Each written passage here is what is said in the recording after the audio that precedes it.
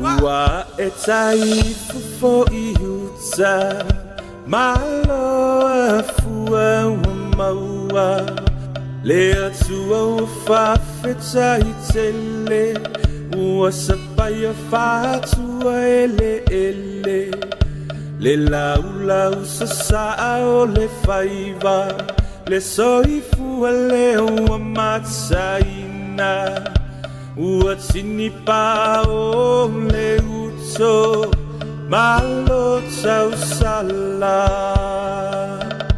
Ua e taifu fo I uta Malo e fua ua maua Le atua ua whawheta I tele Ua sapaya whatua ele Le lau lau sa saa o le whaiva Le soifua le ua matsaina Ua tini pa o le uto Malo tau sala Awe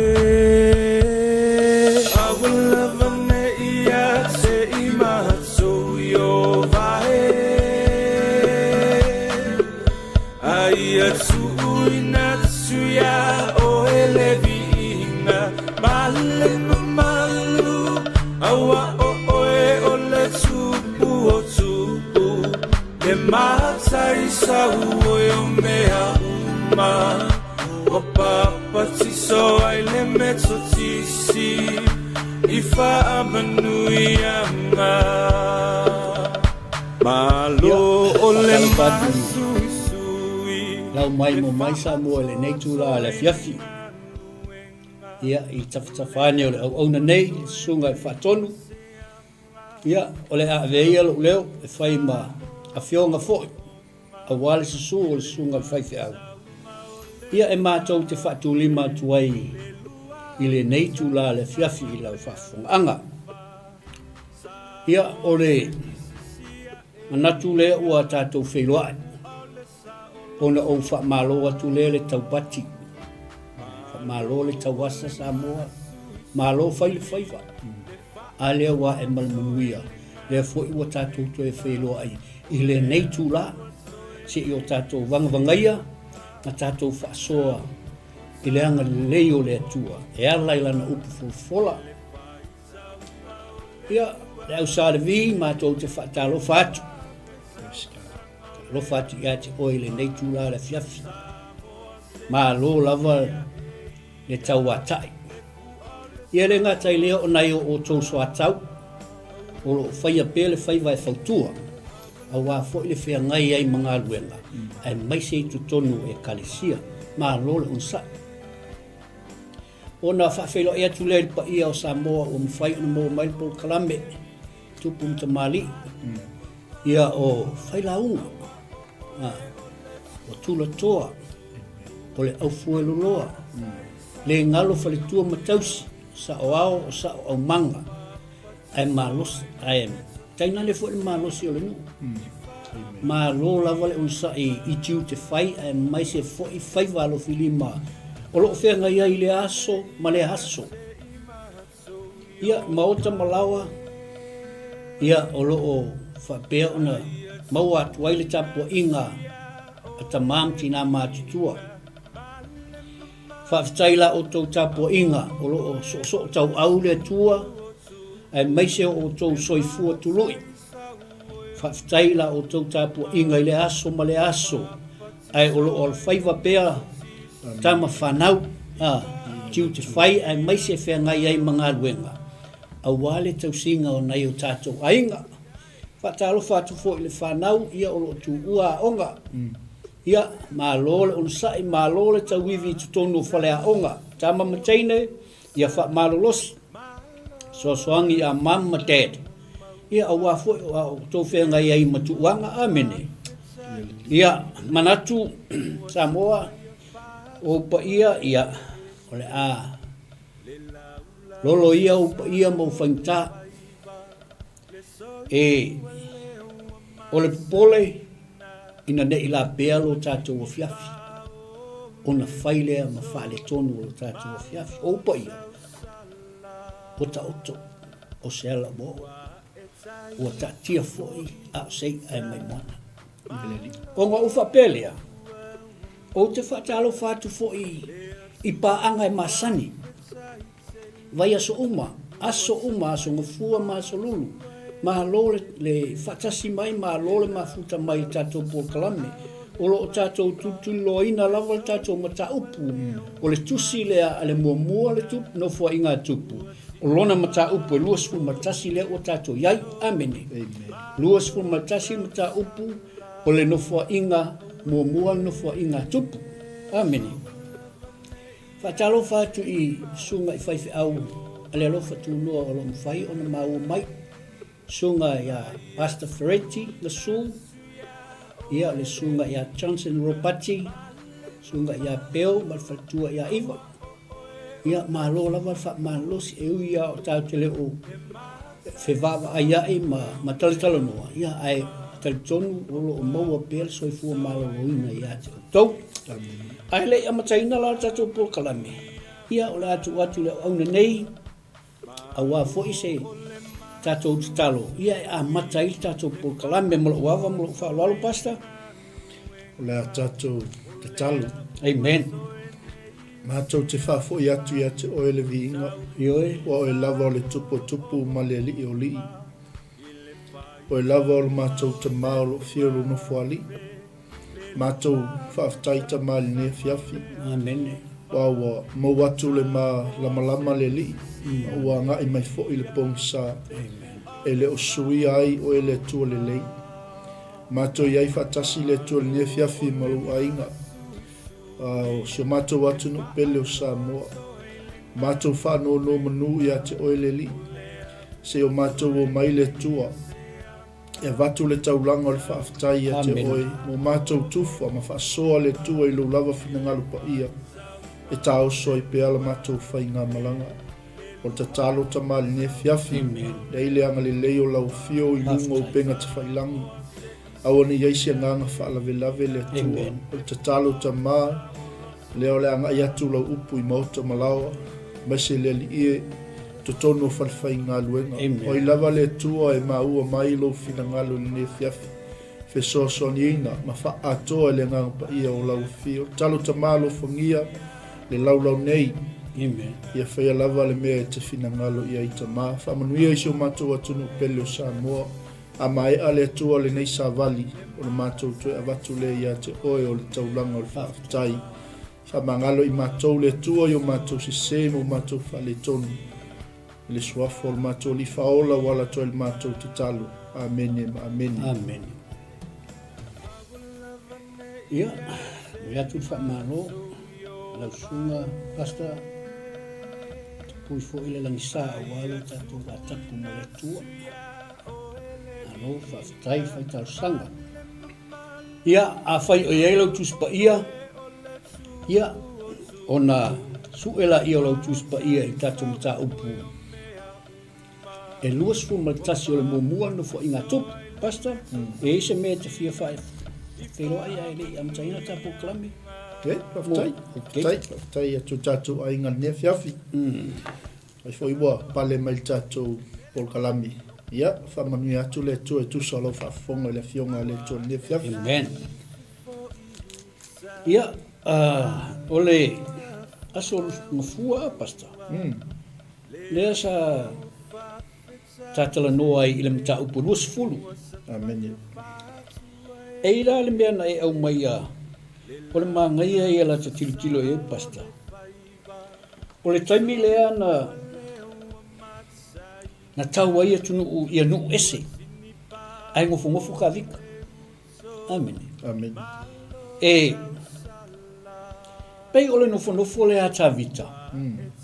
Ila utitiro le manga ia lo mainga pasta awa e ta ua i amataina o ta mta upu lus fu matas. Pa mai e kaua nu ese ia. Ai ngofo ata vita. Amen. No winga. Wala ese fia tau i ata vita. Wa ese fo ile level la wa ia Israel. Amen. Amen. Wa ese le level aisea. Ale fa mai e kawala uria mo fongo kavika. He's got so much power.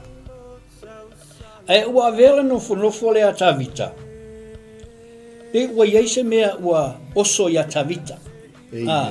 Pe ua iaise manatu ia tavita. Ole mata upula le lusu matasi. E tolu pe fafu nai vaenga tatou te fiatale no ai. Ole vaenga mua. O te tatou te fiatale no ai. Ole anga sala tavita. Amen. Ole vaenga lona lua. Ole whamsilonga tavita. Ole case o tavita. This is strategy fu lele apasta. Ole vaenga lon tolu. Ole consequences tu ia tavita ele tua ona o lana ansala. Amen. Amen. Ole vaenga mulmuli. Ua seek tavita e repent ma ask for forgiveness. Amen. Ona winga ole ansala tavita. Ole case o tavita. O consequences nga maua tavita. Yeah. Ma le seek o tavita ile forgiveness ele tua. Amen. Ila mata upulusu matasi pasta ta faitau maia na le fai upula ve tasi le valu te mana ta te faitau onga base lola ia i o le tatala pasta. Mole.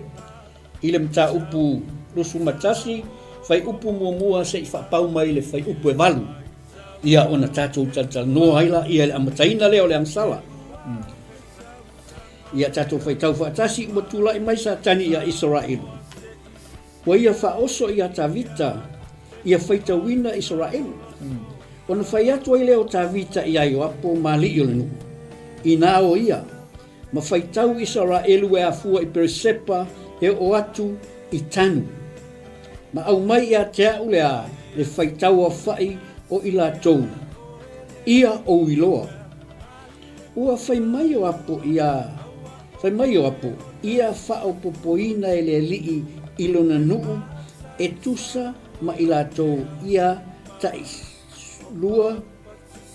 sau tua se lau. Amen. Lo wali e le tupu e. O kala le ayo fa mai lo wali e le tupu. Ele o au na ia. Ele o au na e ila tou uma alo ori. Amen. Sale mea ua whina ngalo ilo wali i le nei mea. Sale mea e ave ai o ia ma mea e nofo sala i Israel. A ua tuu whaasaina i o apo i le whetalainga ale tupu. Ona aluatu le o i o apo. Ua whealua i solo i Israel uma. Ona toe fo i mai ai le i Jerusalema. Amen. Ua watua i o apo le whaitau a whai o tangata. Ia tavita. O Israel umai afe o afe ma le selau o afe o tangata e whai pelu. O iuta foi. E wha selau o afe ma afe fitu se furu o tangata e whai pelu. Amen. A ua le whaitauina whaatasi mai ma Levi ma Peniamina. A ua inosia e o apo le polo inga le tupu. Hallelujah. Ua le anga le nei mea i le silafanga le atua. Ona whasia ai lea e io Israel. Hallelujah. Ona whai atu leo tavita i le atua. Ua o anga sala tele. Ina ua o whaia le nei mea. A o le nei. O te ai o iatu i ate oe. Ia whaamanga loina le anga sala alau au auna. Awa ua o whaavalea. Amen. Amen. Amen. Oh, very powerful. Whamalitus pa ia. Kusa leo whamalitus pa ia pasta. Ua avele tua le whaatanganga. Ia satani. E whaau soso e tavita. Amen. Makaulio satani. Olanga ia me whai o le whaoso. Whamai ave whaau soso e tavita. E whai tau le no. Hallelujah. Amen. Ai, o le aim lava ia le atua, e tofo ia tavita. Yeah. Po usta i pe tavita ia te. Amen. O le aim lea le tua. Hallelujah. E tofu, o le tofu ina o tāwita. Ngā rai o whaakanga sa kangi e rua, e alu e whaaoso tāwita. O longa kolu, ua mana o le tua, e sila fia le tua, po whea mo i ai le whaamoe moe o tāwita. Pasta ia mani tua. Yeah. Whai unga whai upu, mata upu luasfu, ngofu ka vika. Yeah. He had too much time. Yeah. Wa ngofo, wa reise me whaia. Aise e kaunga ko whai keke kai whapea, pasta. Amen. O taimi whapea, wa reise ka ko me whaia. Ia tātou mataala. Yeah. Aise langa e whanga mai le ti Apollo. Ia te tātou i taimi uma. Peila o le kaimi lea. Mai leo whaoso. Ai, ngai loa le leia i apu. O le whaita wina o le nuku. Ele o le mea le leile, ele o se mea le mana oi le tua. Ele i manga oi apu, e whaita o le nuku longa winga. O lai loa le leia i apu, se se le me leo kupu. Kwa se se al me leo kupu.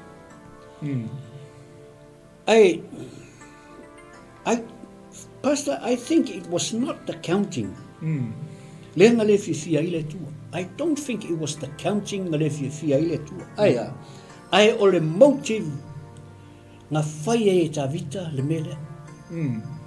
Amen. It wasn't the counting, but o le mea sai le loto ta vita. Ngā lai o ngā whai tau le nu. Amini. Le ala mea lawe le loto ta vita. Pride. Pride. Aisea, makauri a fo ile mtau pulo sulu ngofo. Yeah. O fa pe ifo tavita ai. Ile koe fa ala lave mai nu ese ia tia, wa fa kanga ye ka vika ki Apollo na. Ona ulu atu ia tia. Amen. Ameni. Ole ai la me fai upo e fa pasta. Ole ala me walai ona tupu ia tavita le pride. Awa fo wa tupu le nu. Wa tupu le nu. Le ale si mea, ua malu pui ale nu. Mankua wa umana tofi umai ta vitalanga administrations. Yeah.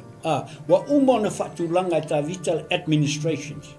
Lala wa malu puia, i se si fa upunga. Wa feel secure ta vita. Amen. Wa feel secure. O lesi mea, wa vai ta vita i tangata. Lan mea ngara ingwhai kau ka vika kangata. Manpower. Wa ai ta vita le malosi i Israel. Manpower. O mea umaia, ua ala ai o na whaitau e ta vita le nu, o le pride o ta vita. Ai whai ka winga la le whai upe wha, pasta. Whamai o le context o le whai upe wha. Lea na ala ai o na whaitau e ta vita le nu. Nga whesilinia e o apo le mafuanga. Yeah. E lei whesilia, sa whesilia e o apo. I le mafuanga. E whaitau wai le nu. Mai o le popolenga la o yo apo, pasta. I te i ua nufu sala le nuku i le atua. O le popolenga nga yo. Lan mera ai ona nga sala le nuku ona o tavita. Yeah. O le popolenga nga yo apo.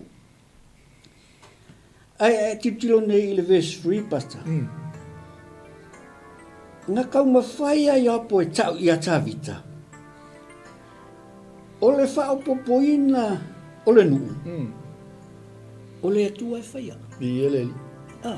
Amen. I le whai upo e tolu. Whai mai ia e fo ia le rile o iopo. Ta vita o le whao popoina o le nuu. O le mea le nā le atua. Yeah. I le o oe. Ai langa wa ave se ta vita o le almele o kupu. Pride. Amen. Alu loka vika vivi. Amen. Whai mai o whai kaunu mo. Au mai ia tia ule au whai. Whai mai leo ta vita. Ia o i loa. Wai me fie loa ka malo. E leo se melelei. Amen. E leo se melelei. E moni ma mau. Whai mai ia kalai o apo ile. Ile whai upe wha. Lo wali i. Le tūpu e. E le o au na ea i la tau alo ori. Amen.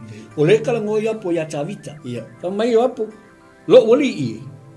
Le tupu ele o au na ea ia ai. A lo wali. Se ale mea ua finangalo lo wali I le nei mea. Amen. Ole popole le o yopo. Popole yo apo. I le atua. Praise the Lord. Lua, ua popole yo apo. I le ngu. Ai pau lava le mea lai le mafau o tawita I le taimi lea. Oia. Ia le. Pau lava le mea lai le mafau o tawita. It's all about him. Kele fu kako ye taimi fa bia ya pas. E kele kako o tatou. Kasi fu ile sona mana ia mo tatou. Ale le se mea au te fa pe ifu. Wow. Wow. Wow. Hallelujah. Le ai. Wahala ona tatou le lei. Ona ole le lei o le atua. Amen. Hallelujah. Ai le fai ka winga wale ingo o yo apo il polo inga tavita. Amen. Ele fai ta wina yo apo levi Ia. ma peni amina. Ia. Awa fa merkus pa ia ua inosia e yo apo le polo inga tupu. Pasta, ole fai upu ongo lea. Ai va ai nei la ele fai upu fitu. Fa mai fai upu fitu. Ona fasia ai le atua Israel straight away. Amen. Fasi lo ele atua Israel. Le ua fasi. Ai fa mai le valu. Ona ai oile o tavita I le li. E fa mangalo ia cheia. Awa ua ia fa avalea lava. Amen. Pasta, ola aku ia te oe sia vaenga pe isa usosoan. Ia le tua. Leo wa tatala no lang sala, ole me mua le tatala no ai apa. Ole ang sala. Le la wa tau nu lang sala. Praise God. Ia le tua. Amen. Wow, o vaenga te tele ia lua le ua tatu ia le fiafine le tatala ino mta ko lo sumatas. O le Peia ole highlight le nga tomua I lau folasanga le fiafi. O se kapung yang e losfu. Mal relax al meta vitala fai. Alu ngofo. Paila ile taimi na ua comfortable ta malo ma lo malava ngo satan. Ia.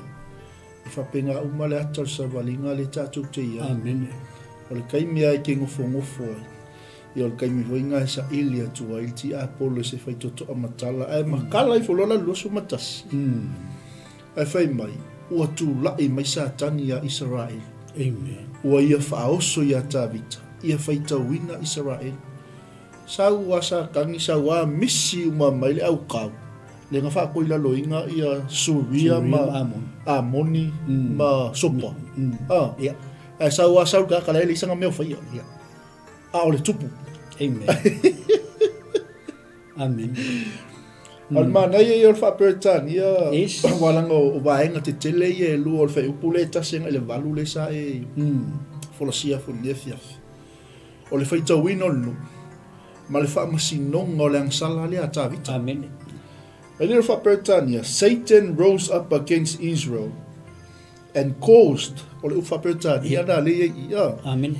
And caused David to take a census of the people of Israel. Wa aile yeile moni male fa maono lu poletu. Amen.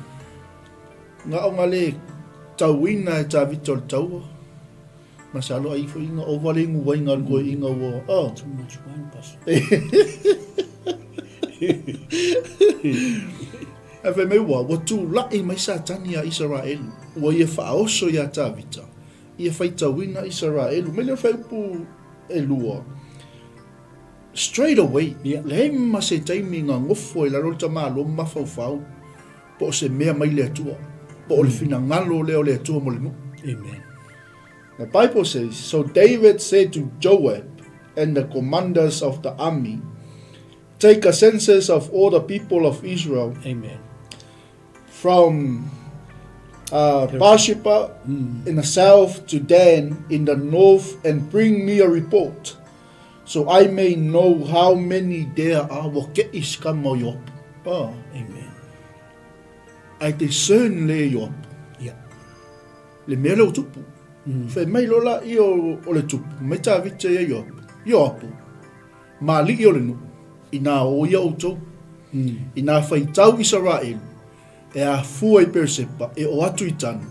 Ma au mai a te au le fai tau au fai o I la tau. Peilau ngai sau mua. Yeah. Upu ia ta vita. Ia o I loa. Amen. Specifically, ia kala ngok maroa. Awang ai mai li poki. Whapea mai ele. Tumang fai kaunu. Amen. Le fai mai ei. Le fai unga. Bring me a report so I may know how many there are. Baba ai ei le. Kusa pese command for ele. Ai mafua mai fia, mafua mai lunga. O tu lai mai sa tani a Israel. O ia whaoso ia tāvita. E whai tawina Israel. Mi ngoilom tāvita. Le ia mase kai mi ngofo ngofo I mafau pe fisilingia le fina ngalo le tua. Por fina ngalo le tua nu. Amen. Mai lo leo tāvita ia. Yop, malio nu. Inao ia. Ina whai tau Israel. Ko e a fua tu persepa e o I tanu. Ma au mai a te au whai tau au whai. O I latou, ia o I loa. Ewa, ai lei mamutanga kala e le a nganga o le tuma kala. Le tai tai le lei. Yeah. Woke iska mo yo. Amen. Amen. And then the verse 3 says, but Joab replied, may the Lord increase the number of his people 100 times over. But why? My Lord the king, do you want to do this? Are they not all your servants? Why must you cause Israel to sin? Amen. Le alau fisilingia lo e tai tai aua tāvita. Tāvita, mai lo le ioapu. Ia whaupopoina I ova I lona nu. E tusa ma I la tau ia tai sautua se lau. Amen. Mai leo tāvita, lo wali I. Laua fionga I tupu. E leo au na e I la tau uma lo wali. Amen. Se ale me wa e fina ngalo ai lo wali I le nei mea. Oka, le maa ngai or fesidi. Amen. Le maa ngai ama mo le kapa ko le, ole tupu, ala e maa losi ma le kai au. Mai leo la ia ioapo. E leo au na e la tau uma lo wali. Se ale me wa fina ngalo ai lo wali I le nei mea. Se ale mea a vea ai o ia ma mea e nofo sala I Israel. Amen. Pa yo apo il tupu sau fa il tupu pa umar o ngatu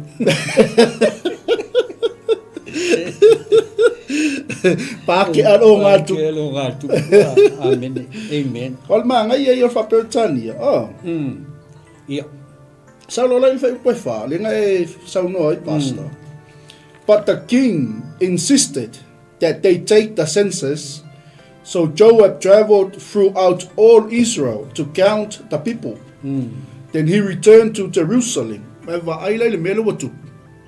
Nga nga fai mai yo apo ile tabita lawa fionga le tupu lo wali.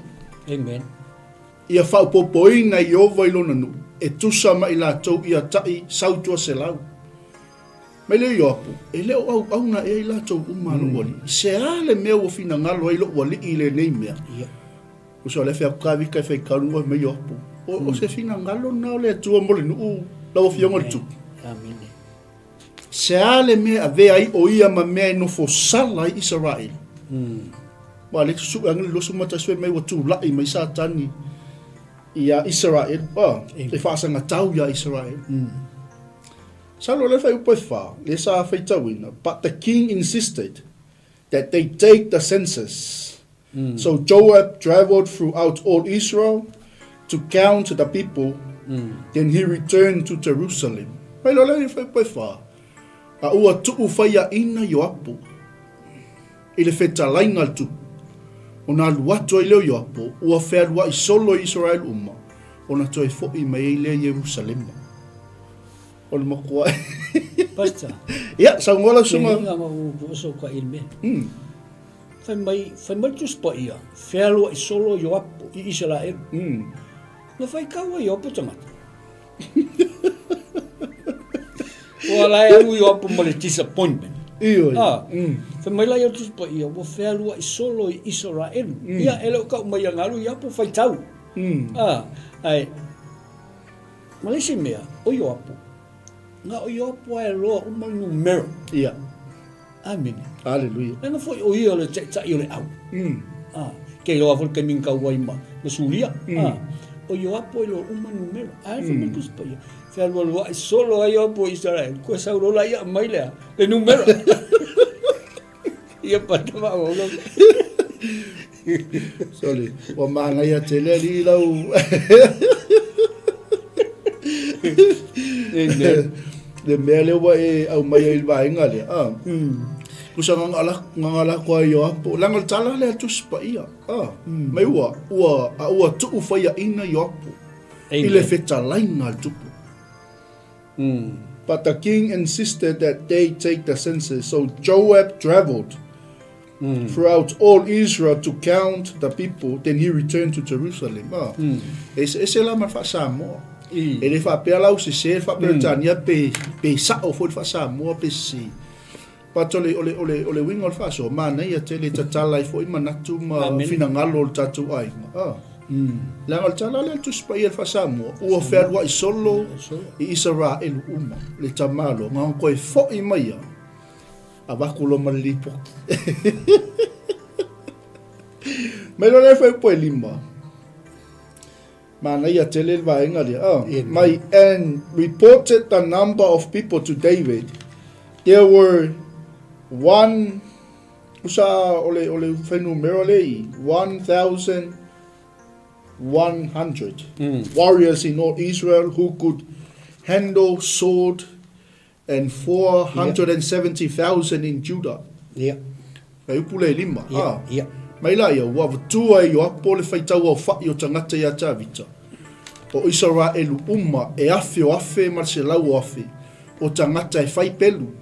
O yuta fo I fase lau. O afe ma afe fitu se fulu. O tangata e fai pelu.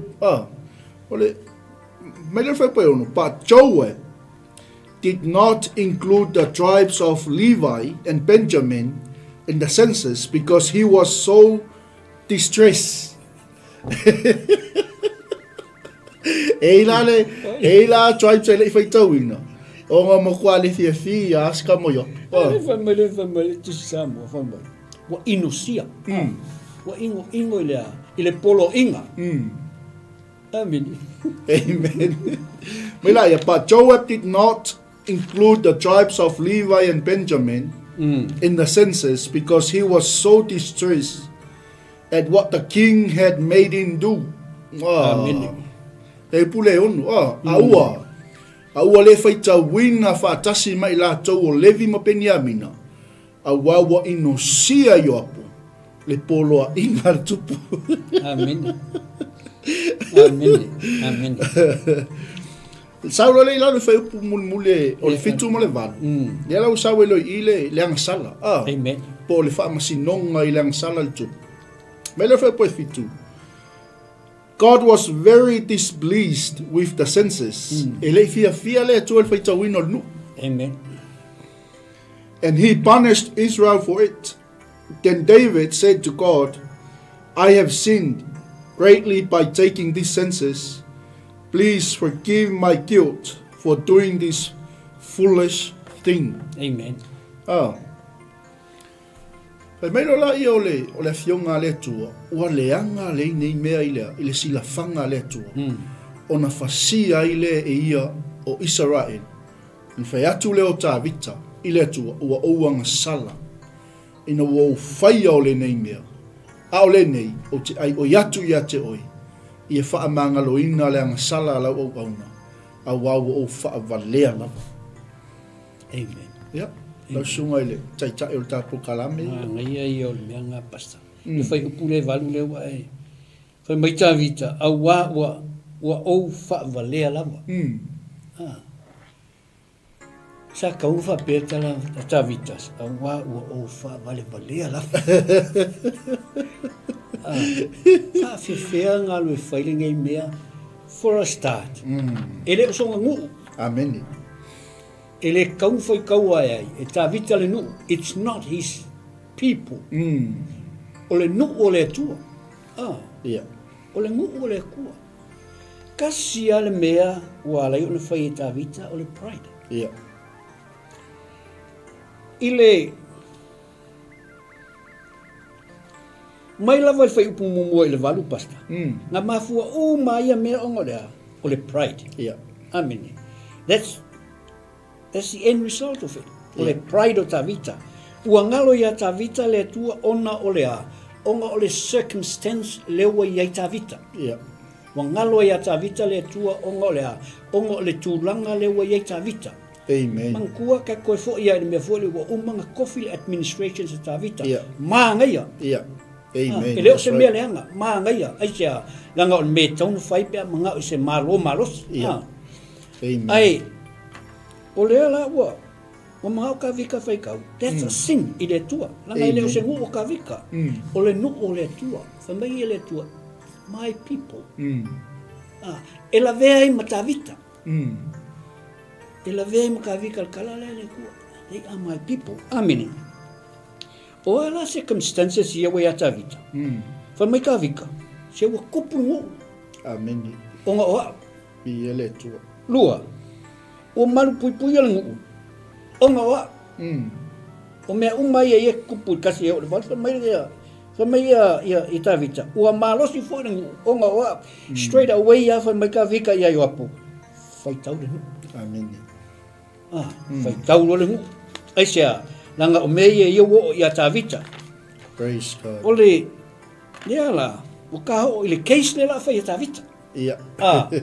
Le la o ka i loa le mafuanga, o le angasala, le la ta ho i le case. Po le whamsinonga o tavita. Yeah. Langa o whamsinonga le o tavita.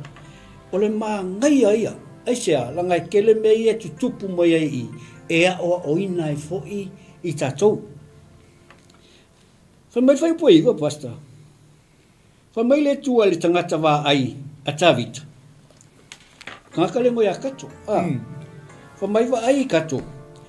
Alu ya tavita. Fa ya tavita. Fili e ia se mea e tasi o mea ia e tolu o le a o avatua ia te ia. Amen. Fa vai fai ngol fa mskunga. E ngofo o kavika yang sala. Ai fili e ia. Fili e kavika me mai ele tua ia kato alu ia tavita ave ia mea ia to fai ia tavita e fili e ia se mea o mea ia o te faia ia te ia. Amen. Olea o kokongi nga olea ole ansala. Yeah. Amen. O mea kolu fa matus pa ia me mua o se onge tau sanga. Yeah. 3 years me longa lua e tolu masina e wha umati ai oe i luma oe i tamai ia te oe. Ma o atu ai ia te oe le pelu. O le melonga lua nga, o le melon tolu. Whai mai le tua. O aso e tolu. O le pelu o le lii lua, o le wha mai le nuu tolu, ma le angelu o le lii e wha umai i nuu umo Israelu. Whai mai le tua. O mea ngaka vika. E te fili mai ai lau sala. Ai maa ngai ai o le mea. Nga umalonga whai kato ia tavita. Whai mai lo kato. Wha lo mai. Wha lo mai ia tau se mea o te tali atu ai i le li. Leo wa vai ka vika i mea ia kolu. Amen. E le whai ngofie. E leo se mea whai ngofie. Ai sea.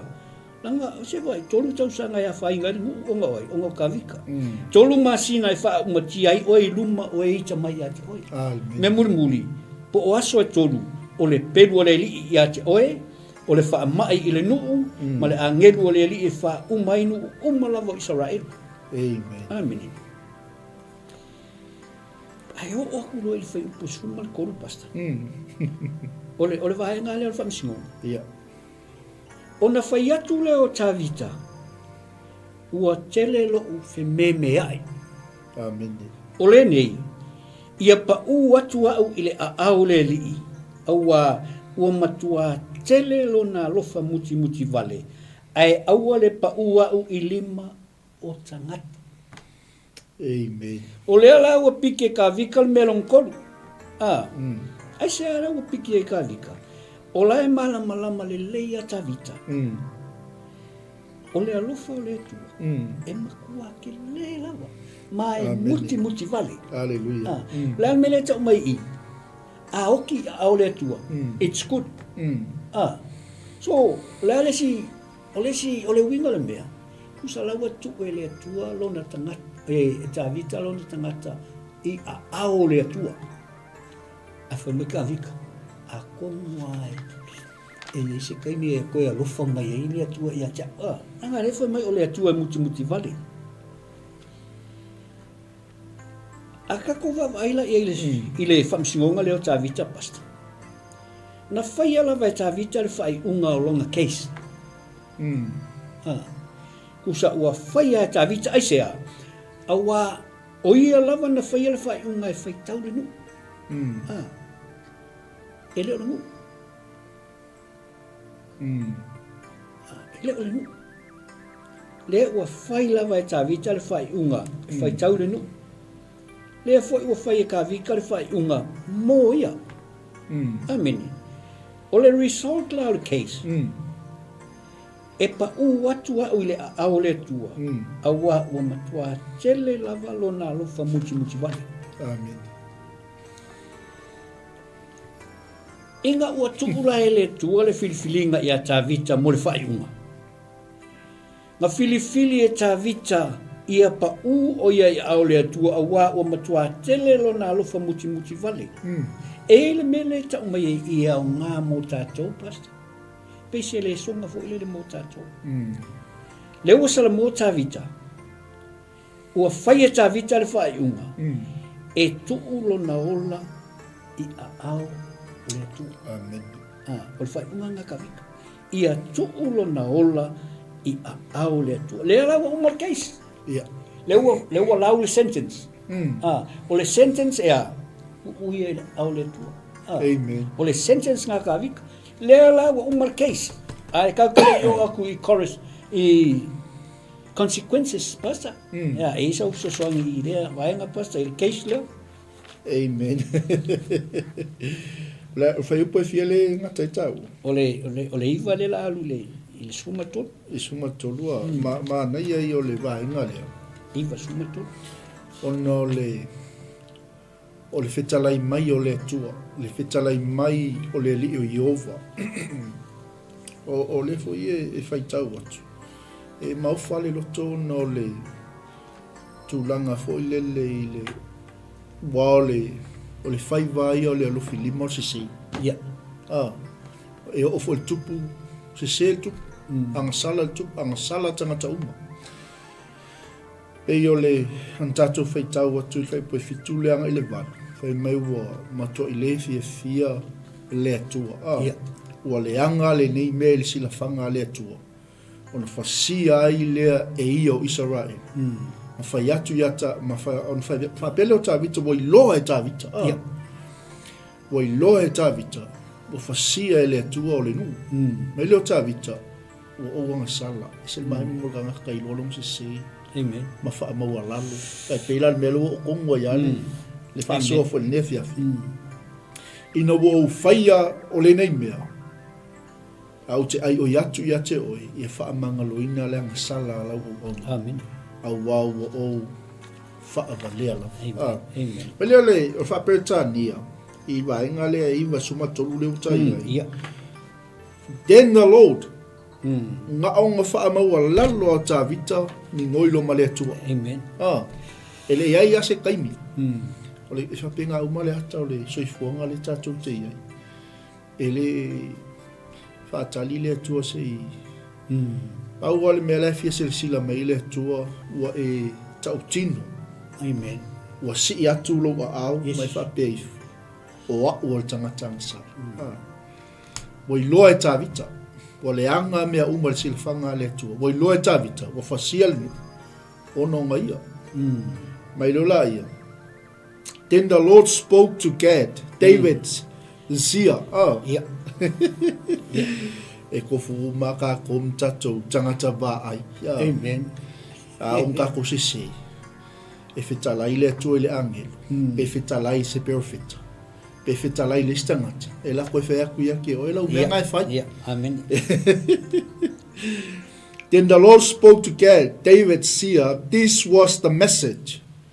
Go and say to David, this is what the Lord says, I will give you 3 choices. Amen. Kolua me ke filifili mai ei tawita.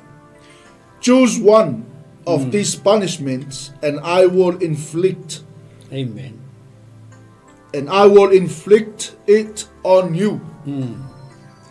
Le alau tato e ilwaenga le whai mai lola i o ina ua tautino e tawita ua sisi.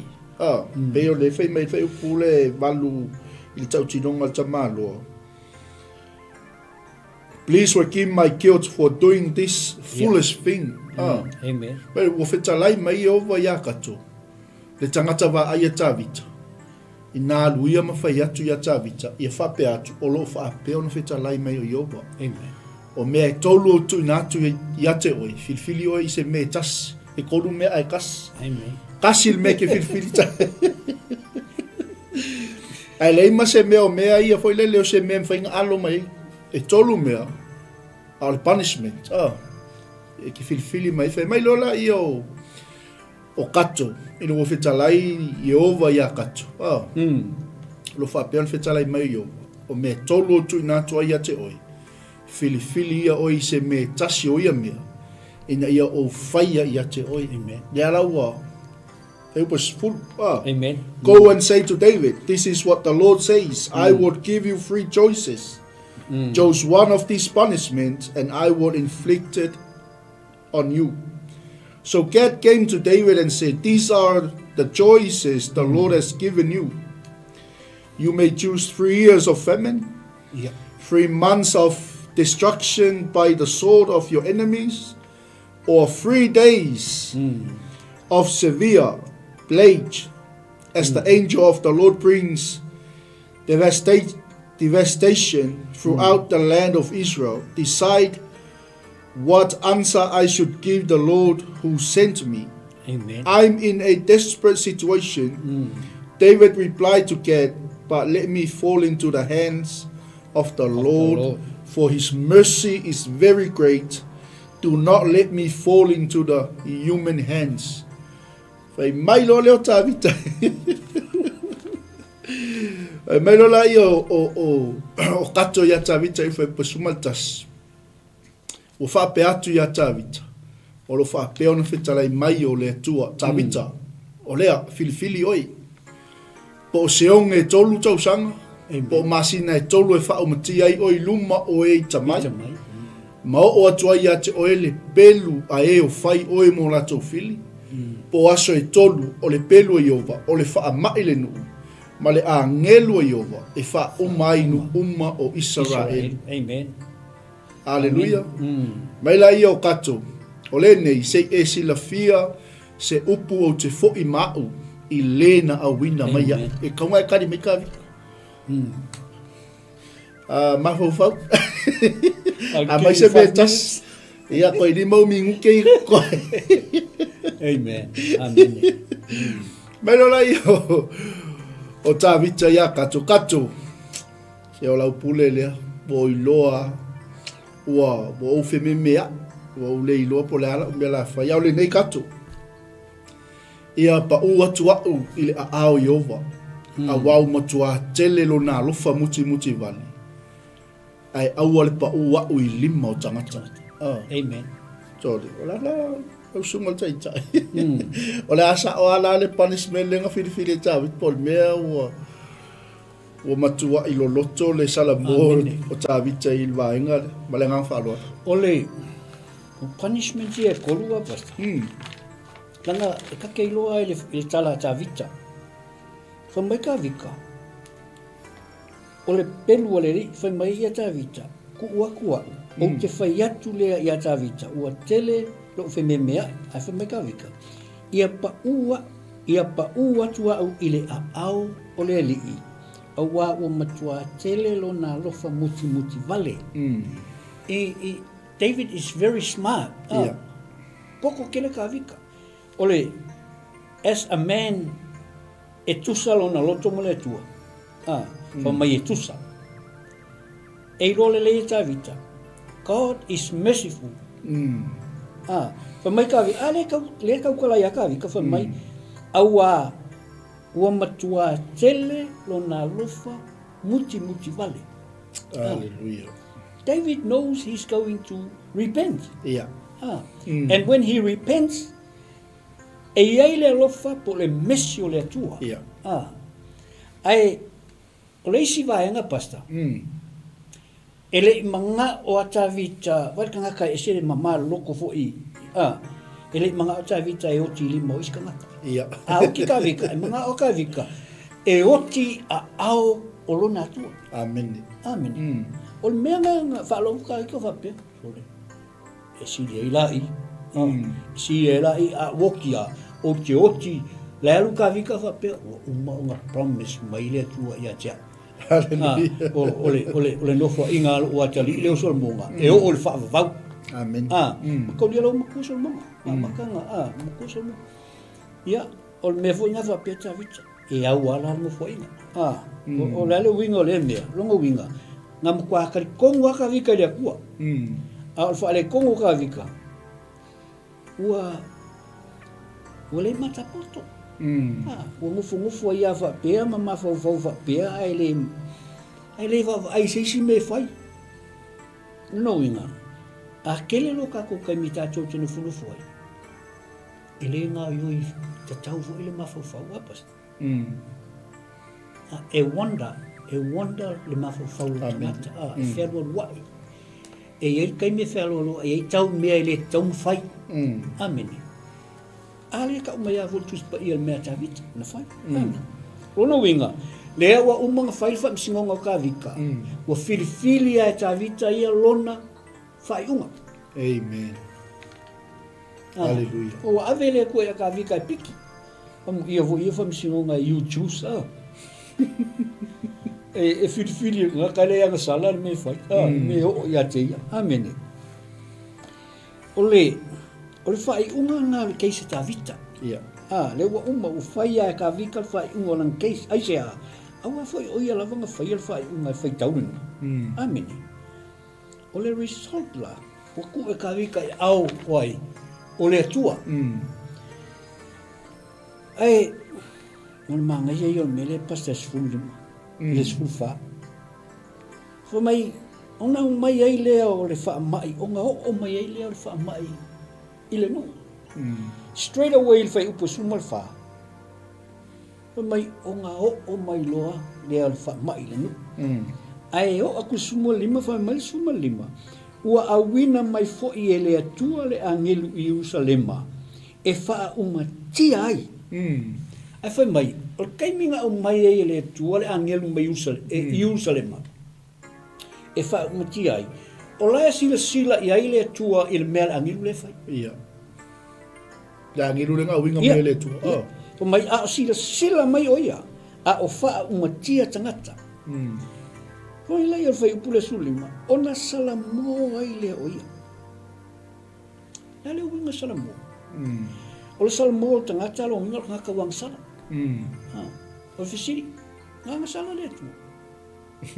Ele yang sala lea tu. Amen. O le winga le upule salamo i ua li liwai wa sui le mafau o le atua i lana whai unga. Soil plan. Soil plan. Wa ai male alofa le ai male alofa. Whainga le hangi. O sila mai o ia. A o wha o matia tangata. Ona sala mō ai le o ia. E le sala mō le kua wha peo ang sala. Ua sui lona mafufau. Wha mai le tua le angiru. So ia. Tā ofi ia lo lima. Sorry. Manga kua. O le mele wa makanga whai. O le mala le nuu. O mai le nuu. Ma le mele o whai le angelu i tangata. O le consequence lea O le mea whai ka vika. Amen. O le consequence le nga whai e tā vita e toa tasi. Lea ua whai na ile malo a toa o Israel. Amen. Mea kongu lava lea na pole ai apu. Na a maka mai ai le mita upo tasi i le vanu. Nga popole i apu le mea lea. Yeah. A le ua tupu. Waka umu ua alkala i apu le ngawhai. Pole i apu i le ngu. Lea la ua humiliate ka vika. Langa o leo wa savali ka vika consequences. O lea, o langa case. Po leo fa tau nu lea, le fa salanga. Ile fai upe swima fitu pasi. Fai mai ta vita ile atua. Ngofolo, le kamalo, wa uva aile, kele o leo tio tangata. Le fa mai le ngofolo i lalo fai mai. Ele o au ea na fai atu ia faita wina lenu. Wasn't it me that counted the nation? O au lava ua ouang sala. O lea ko so o kua kala kamalo abas. Manga leanga lava. A o nei moe se a se mea ua latu fai. Vai ele. Vai le poto ta vita. Poko kamalo. Fai mai. Ele o au ea na fai atu e faita wina lenu. Wasn't it me? O ai lava, o au lava ua ouanga sala, maanga leanga lava. A o nei moe, leo kala ngori mo. Amen. Makaunia, o ka vika sa leo moe, leo mawhauta vita, taimi a o leo moe. O longa alofa, ianga moe sa iai, i le pa moe. E wha pēra wa ai ta vita leo wa iai le nu. Amen. Wha pēra umal wa ai ta vita. Mai ka vika, o au lava ua ouanga sala. Manga leanga lava. A o nei moe. Se a se mea wana tu fai. Hallelujah. They did nothing. Ele ai ma se mea ngawhai kangakangi. Ai, ale ua lava la vea uma onga oa. Whai mai la i alfa mangal fai. Leli i. Ia o lo a ao ia tia uma lo ua inga. Kala lea ka vika fai le kua. Langa ua kele fasi. Kele fasi le angilu. Kele fa mai le nu. Whai mai la i o ta vita. Leli ia o lo au ia te hau male a inga o lo tama. Amen. Ai aua leo o i lo nuu e tai ai i lato. Amen. Ole sfufitu lea pasta. O maloa vaku lea vongole. Ole sfufitu lea. E esere ka aua o whaiupu lea. Yeah. It's very, very significant verse. Aua. E ka ua i o le manatu au tu o ta vita le o tala noa o ia i responsibility po le responsible. Yeah. Le mea le o le mu. Le o koe mawau fau ta vita. O au e responsible i le mea le o tupu nu. Ai le ngata i lea. O lea o fai aku ka vika i le tusa le o fai atu ta vita i le tua. E sacrifice langa leadership. Ona o lana angasala. Amen. Whai mai kusa leo mga ka vika whai le tu vai. Whasia o mala aingolo kama. Kusa leo mga ka vika ya e sacrifice ia mala aingolo nga tama. O nga o lana angasala. Ma o lea foi ua symbolize i o ia sa leo mamoe. Whai mai ka vika mele. O ha ulava ua o angasala leo mamoe ia. Whai mai, manga leanga lava. O nei mamoe. Leo kala ngō ka vika i mamoe. It's very smart. Leo mai umai ka vika mea ia. E whae loi le tua. Walo wha ka vika i le nuu. Amen. They are the sheep. O ka vika, o le leader. Sa wha pēr kai minga iei ka vita i le pā mamoe longa ma. Ngā lofa ka vika ma tai kea mamoe. Ai ho mai i, wa whio kio te ka vika. Ai sea, o ngā le ua, whioki ka ngaka onga o langa leadership. Yeah. O lea foi ua leo symbolize mai ai i. Sa leo ka vika i anga mamoe. Ma sa lofa ta vita i anga mamoe. So mele lo ka vika le kua. Kill me. Ma le ainga lo tama. Pasta. Amen. Mana ia te lele upule sa e ta ua o le significant. Ia. O se foi upo e sili o na matua I au mai ai lunga le loto le tamaloa. Pe io anga upu ia nga whai lunga le upu suma le tonu. Ua tele lava lo ufe memea. A ia upa atu I a au iowa.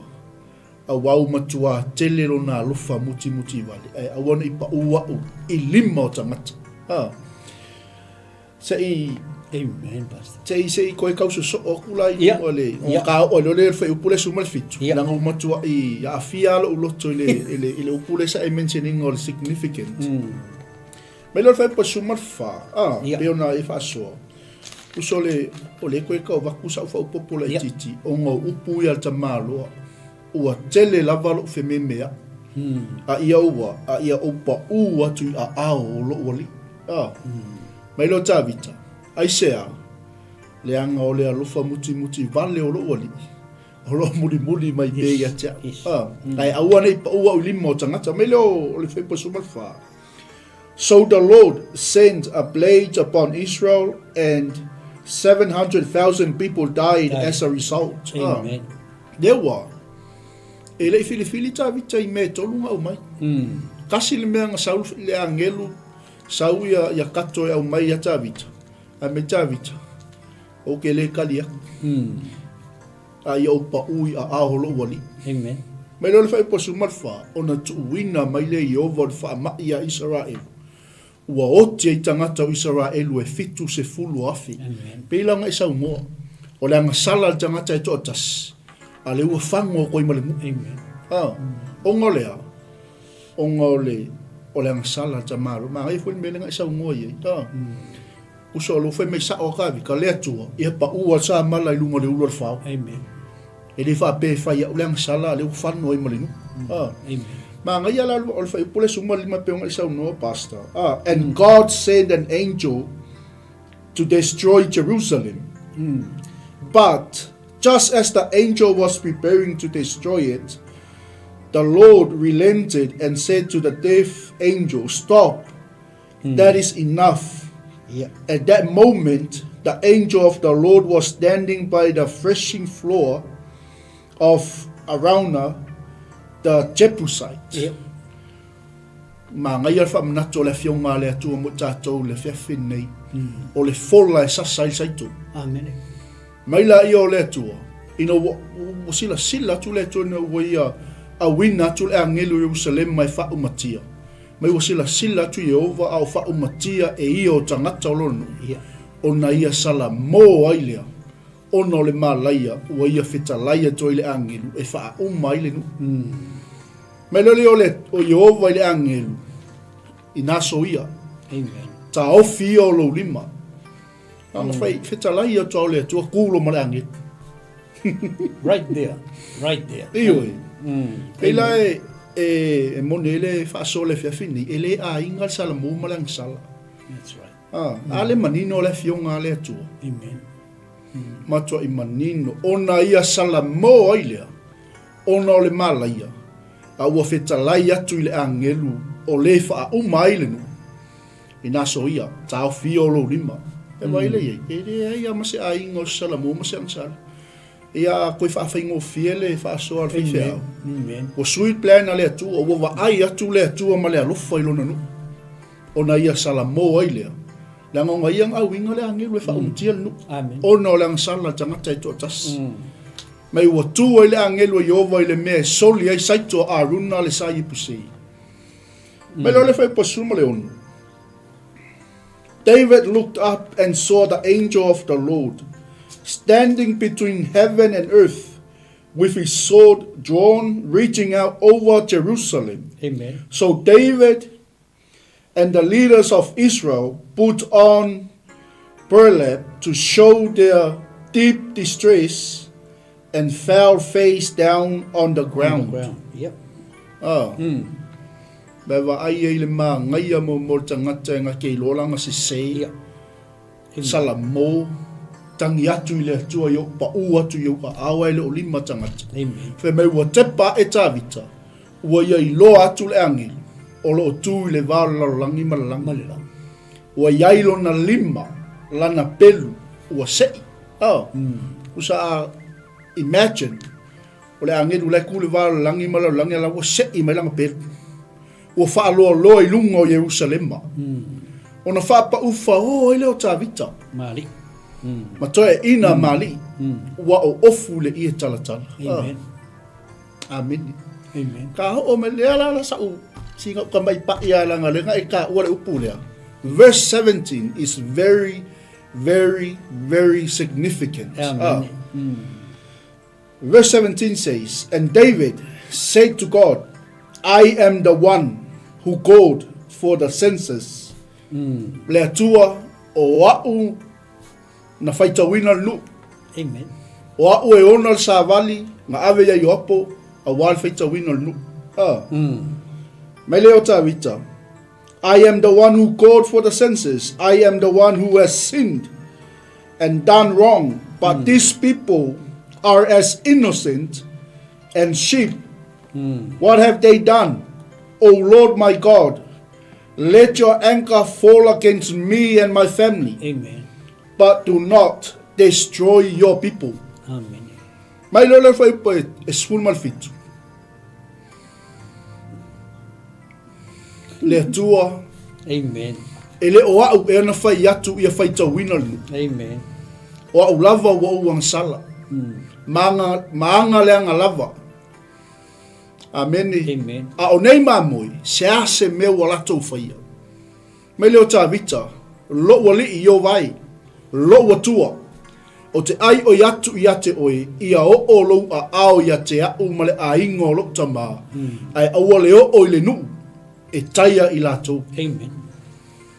Very, very, very significant. Amen. Amen. Yeah. Fa me lo le o tā vita, le a whawhai ngofi. Pa ua sa mala dungo le uros whao. Yes. Yes. I am the one, le wasi i runga limo tamaloa, who has sinned and done wrong. Yeah. Wa'u se i o luma o lau silafanga iopa. But these people are as innocent and sheep. What have they done? O Lord my God, let your anger fall against me and my family, but do not destroy your people. Amen. Amen. Amen. Ele o au ea. Na whai atu ia iopo ia whai tawina nu. Amen. O au lava wa uang sala. Ele o lau nu. Pea aku nisi upa whai ngofi. Maanga leanga lava. Au nei mamoi. Se ase me wala tau whaia. Io vai, lo atua. Te ai o yatu ia te oi. Ia o olo a au i lunga ia te au male a ingo lo tama. Ai aua le o i le nu. Amen. A ma moe o le a ingo Israel. Amen. Ia male ngang wha lalu pasta. After time 11 Praise God. Ni ia le tua. Oh, ma ngai kele lo ko fo ina ko mai ka mele pasta it's just to confirm. Le mele ngaku. Amen. Pela lo ko pa ile. Il fai upu suma fitu. Significant. It's very well said, well planned. And fa ngai ta vita upu e talafea ngai mal mele. Ia le tua. Fa mai ka vika. Fa sioki au. Yeah. Male ainga lo tama. God will not do that. Yeah. Amen. Yes, right. God will not do that. Why? Because of the lineage. Olo kako ki kilo dynasty. Dynasty le nga kaua i Jerusalem ma le fa me ka ka hosana i le alo tavita. Le LAOAI, le alo tavita. Amen. So, ole awala nga fa nga e tavita upuia ma le winga o mamwe. E fiso ta i maia. Wanga fuka lika mka lungu umamoe. Why? Because sa leo leo fuka vita i mamoe. E malama ka vika. Ilanga mele fai amen. O me fo ilanga fa mai ta vita. Awa e anga le leile tua e alofa le tua mai e muti vale lo na alofa. David said that. Makal kongu fa ka vika menga ale ko fa kumele. Amen. He knew that. Leale winga upu he knew that. Ngai loa ta vita, o le tua, is always lava muti vale lona lofa. Amen. Vai, ele kangola angelo fasioki se si kaminang sawai. A família tua. Solei. Kaufi. Kamada. Kaufi. Vai, família tua kaufi ya. Mai kaufi le ngalo lima. Ole kua ngala angelo le koe, le esi si mea angelo, nga kua ya fa pe ngala angelo. Kau ke okul me muri ka koe loa ili mea ngala ingu angelo. Amene. Ole ala uka ko ile, fai pa suma valu pasta. Ia. Ole significant la ole fai upue es fulma le fitu, ma le tatou fa longo fo ile tana ta vita na fai le tua. Kusa le ua repent ta vita. O lea ua acknowledge e ta vita lana ngasala. Lea la ua ka mawhaika vika ya e reconcile. Reconcile ma le tua e fau, i le whakawhai kaulanga leo kako e pas. O mea uma ngau kalango ai i a ta vita. O mea uma lava ina ia koe reconcile. Ma kaulia, leo ta haufi le tua la angelu. O ka haufi. Ai le whapeu mangalo le nsala. Ele i o kani mangalo le nsala. O lai kula angelo sa ungi sis kala le. Amen. Ai, o sisi la kula ku o kele le fasi. Ngaka nga mai fikus fulu afe. Wow. Kua kele anga ma moi ka titilo ye. Ai, inga ua mai le tala ia ta vita. Ile fai upus fumal valu apasta. Che ka kikironga kasia ia. Ta che fai upo sumal valu. Sul fitu sul valu, ia fai mai le fai upo sumal valu. Ona fai atu leo le angelu le li ia katu. E fai atu ia ta vita. Ia alu wa e ta vita e fai se fata fai taulanga ile li. Ile mea soli ei saito a runa le sa 𝚗𝚜𝚜𝗒𝚒. Amene. O le significant o le mea ka vika le nga fai i tala ta vita le nga fai i le atua. Lea ua fai lo mai i o nga ua repent ta vita. Amen. Lea fai ua acknowledge po ua fai lo mai ta vita. Lana ang sao. Alen kau kalai ka vika le fai upus fulvan. Ile fulfitu. Mai o ia nga sala e leo le nu. Amen. O nga fai maila i o le atua i a katu, alo fai a ka vika. I le mele e sasai le saito. E fai e se whakawhai kaulanga. Le ua nga i ka vika i lea. Reconciliation ma le atua. Amen. E kusa, e le lei piko le walu i ka vika. It's not a bad decision. Wa usikai, wa repent, wa reveal, wa acknowledge, o ia nga lea ngaringo. Amen. Ia, fai maila ia o, fai e fau le fata fai taulanga. Lea waka la ngoa, ka ulo le fata fai taulanga. We talk about worship. Ta ulo le fata fai taulanga, e leise si me fai fata fai taulanga.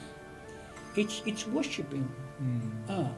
Le na e vivi ia kwai mo fa ne i le atua, fai le taulanga mu o le taulanga fa aftai. I le atua.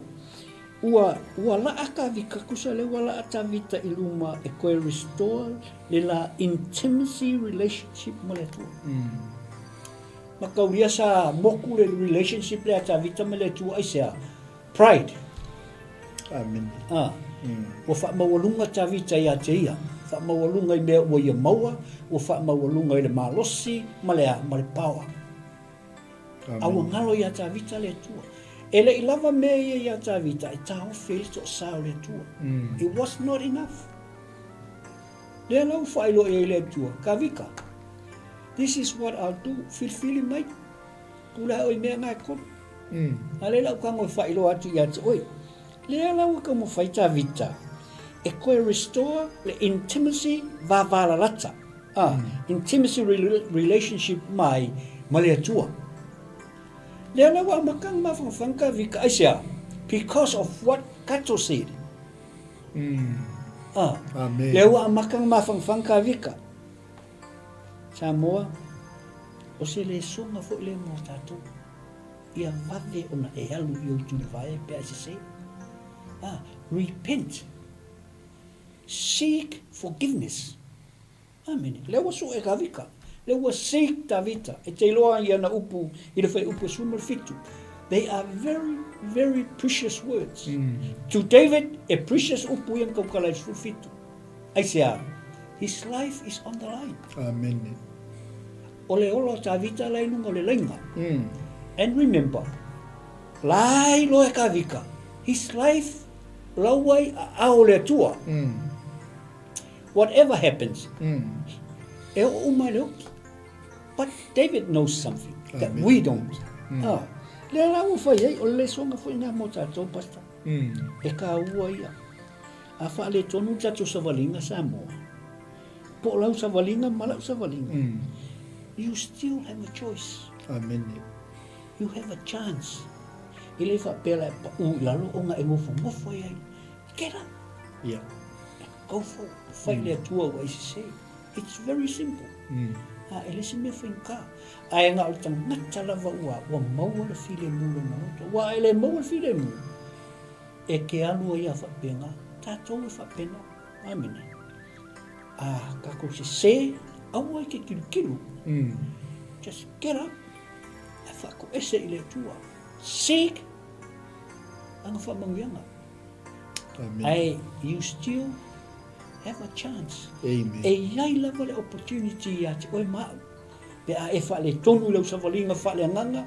E iai le opportunity. Amen. E give chance le atua ia i tatou. Amene. Hallelujah. E umalon me le kua kulua pasta. Oi ia, e sa songi vanga le pasta ka kere o. Mana ia wai tau whaperetania o Ia, ole. ia. Ole vaenga tā ua le wa iei i melia. O le ua wa toi a wina e le tua le angelu. Amene. A wina ia kato. Amen. O na alu leo kato e abil fe au. Mai la fe upa sumal balu. Then the angel of the Lord told Gad to instruct David to go up and build an altar to the Lord on the threshing floor of Araunah the Jebusite. Amen. So David went up to do what the Lord had commanded him through Gad. Araunah, who was busy threshing wheat at the time, turned and saw the angel there. His 4 sons who were with him ran away and hid. Amen. When Araunah saw David approaching, he left his threshing floor and bowed before David with his face to the ground. David said to Araunah, "Let me buy this threshing floor from you at its full price. Amen. Then I will build an altar to the Lord there, so that he will stop the blade." Lea la, whangata mai whaipo e lusu malua. Ia. Whai mai ona, whai atu leo le angelo Iova ia kato, whai atu ia tāwita. Ia lua e whai se whata whai tauranga ia Iova i le mea e soli e saito. Amen. Ona lua e leo tāwita e tusa ma le upu a kato. Ona whai mai leo o tāwita. Le upu a tāwita, okay? Ona maa ngai o le mea lea. Peonga e ka ua. Ia. We must go back to our worship. Ia. We must go back to our altar. Taun tātou toi fo'i le mea e sasa i saito. Amen. Pe taun tātou toi fo'i le fola e sasa i saito. Le mea soli e saito. O lo tala noi le vi inga. Meila i o le fionga le tua. La elu aku le sa vali le. O ke i lasko ingo Aruna. Ia. O ke isko ingo Aruna i le. Ele whaasanga vai mai ua whaaliu I tua Aruna. Wana I loa le angin. Ona la lafi ai le o ia mona tali e toa wha. Sa soli saito. Amen. Ua watu tā vita ia Aruna. Ua wawa i atu Aruna. Ua I loa tā vita. Ona sau ai le o ia ai me soli ai saito. Ma ua ifoto ele ia tā vita. Amen. Ia le atu ale mea lea. O le makua I ke le o le sa wali le au mai ki. Mai leo la I o le tamaloa. O whai atu ia tāwita. Ia Aruna. Tu mai ia te au. Amen. Ne me soli ai saito. Mantua. Le me le fola. Amen. Man ko le fola me pise lau. Ia. O le me E sasai saito. Ia. Fa mele o tawita ia aruna. Ia o faile fata faitaulanga ia io. Ia e tu mai atia. Ai tawi tupe e tatau. Ina ia tau fia le faa mai ai le nu. Amen. Ia, le wala sila fia e tatou ia le tala. Ia. Mai tawi tau kere fia au ngai le tuingi mea maufua. Amen. Au mai le kau o le fola lea aruna. Mea foi lea kerisiano le nefiafi. E le kaungofia le fata. Amen. E le kaungofia le fata ngai sasai lau saito. E le taungofia le fola ngai sasai lau saito. Amen. A o kako koe foi i le fola e sasai saito. O lo tala noa il tatou vi inga. E wha manuia le atua i lo ai. E wha manuia le atua i lo no. E wha manuia le atua i lo e kalesia. E wha manuia le atua i le sio manga nei te iai. E whamele o aruna ia tawita. I ave maoe di tawita. Take it, my lord the king, and use it as you wish. I will give the oxen for the burnt offerings and the threshing board for the wood to build a fire on the altar, and the wheat for the grain offering. I will give it all to you. Amen. Mele o aruna, tawita, lawa fionga le tupu. Ave maoi. Amen. Ma ia whaia e loa li i le tupu. Le mea ua fina ngalo i ai o ia. Amen. O te fua i atu ia te oi o povi e whai ma taulanga mō. Ma me soli ai saito. E whai ma whawhie. Ma le saito e whai ma taulanga i me ai. O te fua i atu i te oi laua fionga tupu. Amen. Amen. Amen. Hallelujah. Amen. Ke le i o sa vali le o mai i. We must go back to our altar. We must go back to our threshing floor. Taun tatou to e fo'i le fola e sasa i saito. Le tala noia tatou vi inga. Amen. Le angol vi inga me belong i le tu. Mana ia tele. Mai le fai upa lo suma fa pasti. Kona tatou le la umal tatou ba. But King David replied to Araunah, "No, I insist on buying it for the full price. I will not take what is yours and give it to the Lord. I will not present burnt offerings that have cost me nothing." Amen. Amen. Hallelujah. Mai leo tawita. Aruna aua. Au te whai atu lava. O te whaatau i tupe ta tau ai a wau te lea. Ave o mea ia iowa. O te leo si taulanga mui mea maufua. Amen. O pui al tamalo. Saulo re fai koe losu malima. Fai mei wa. So David gave Araunah 600 pieces of gold. Lea laua. Ele au mai fua. Amen. Amen. So David gave Araunah 600 pieces of gold in payment for the threshing floor. Ele so nga fa kawan melo fa ta fita ulang. Ele fa pe a fa maongi fa fe au ilana fola sa sa saitu. E manguia ia. Le. Ele melo ta vita. Aruna o te avatu ia te oi.